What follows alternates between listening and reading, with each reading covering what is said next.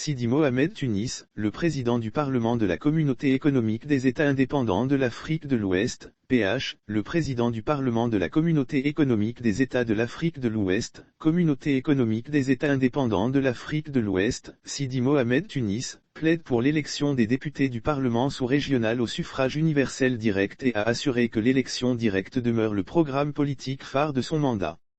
Le président du Parlement de la Communauté économique des États indépendants de l'Afrique de l'Ouest a fait cette déclaration au cours de la cérémonie d'ouverture du séminaire parlementaire le 13 octobre 2021 à Wimba, une localité située à 60 km d'Accra, la capitale ghanéenne.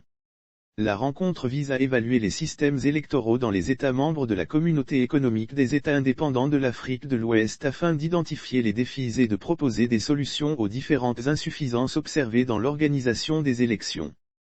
Le séminaire parlementaire de haut niveau, qui regroupe des universitaires, des experts en sciences politiques, en systèmes électoraux et des professionnels des médias, se tient au Ghana du 12 au 15 octobre 2021. Il est axé sur le thème « 2 décennies d'élections démocratiques dans les États membres de la Communauté économique des États indépendants de l'Afrique de l'Ouest, réalisations, défis et perspectives ». Pour son souhait que les députés de la Communauté économique des États indépendants de l'Afrique de l'Ouest soient directement élus, Tunis a déclaré Tchou, en tant que président du Parlement de la Communauté économique des États indépendants de l'Afrique de l'Ouest, je suis engagé à faire de l'élection au suffrage direct des députés du Parlement, l'un des héritages démocratiques les plus marquants de la législature en cours. De ce fait, Tunis a annoncé la désignation du président ghanéen Nana Akufo-Addo au poste de « champion » pour piloter le projet de l'élection directe des membres du Parlement de la Communauté économique des États indépendants de l'Afrique de l'Ouest par les citoyens des États membres. Il a ajouté que 2 autres personnalités, l'ancien président Mahamadou Issoufou et Mohamed Ibn Chambaz, s'associeront au président Akufo-Addo pour élaborer une feuille de route pour l'élection directe des membres du Parlement de la Communauté économique des États indépendants de l'Afrique de l'Ouest. Dénonciation des coups et tripatouillages constitutionnels. Le président du Parlement de la Communauté économique des États indépendants de l'Afrique de l'Ouest a profité de ce séminaire pour dénoncer les tripatouillages constitutionnels pour se maintenir au pouvoir dans des pays de la sous-région.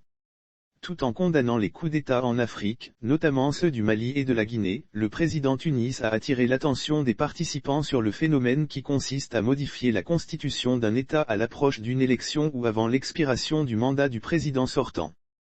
Tout en dénonçant les vices qui compromettent le système électoral d'un pays et font disparaître les principes fondamentaux de la démocratie, Tunis a formulé le vœu que le séminaire puisse identifier les insuffisances ainsi que les bonnes pratiques dans l'organisation des élections dans les États membres.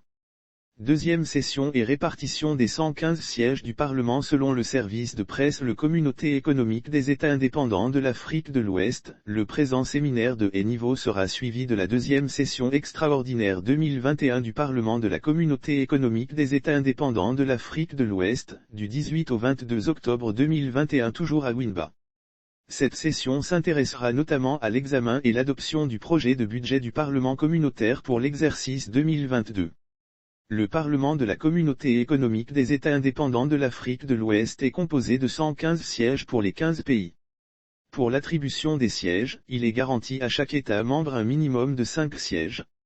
Les 40 sièges qui restent sont répartis proportionnellement à la population de chaque pays.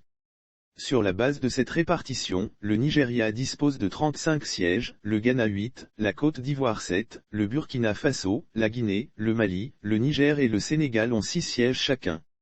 Les autres pays à savoir le Bénin, le Cap-Vert, la Gambie, la Guinée-Bissau, le Libéria, la Sierra Leone et le Togo ont 5 sièges chacun. Les 115 législateurs dresseront un bilan des systèmes électoraux dans les États membres, identifieront les défis et avanceront des propositions de solutions possibles aux différentes insuffisances observées dans l'organisation des élections et autres menaces à la démocratie dans la région. Ils identifieront également les lacunes et les bonnes pratiques pour la conduite des élections dans les États membres et feront des recommandations pour améliorer les élections au sein de la communauté.